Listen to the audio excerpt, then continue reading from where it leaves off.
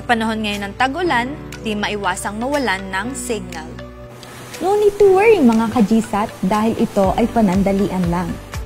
Kung napansin na no signal ang nakikita sa TV, kahit mahina ang ulan, walang ulan o bagyo, i-check muna ang signal strength and quality.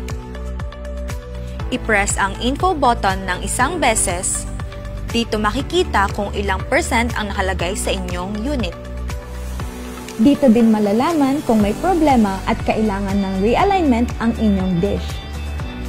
Karaniwang signal strength and quality percentage ng unit ay dapat nasa minimum 80% strength and 70% quality. Para maparealign ito, pumunta o tawagan ang kilalang installer sa inyong lugar para ikaw ay ma-assist. Normal lang na mawala na signal kung malakas ang ulan dahil sa satellite connection nakabase ang ating panonood. Kapag nangyari ito, hintayin lang na humina ang ulan o mawala ng bahagya at ito ay babalik lang ng kusa.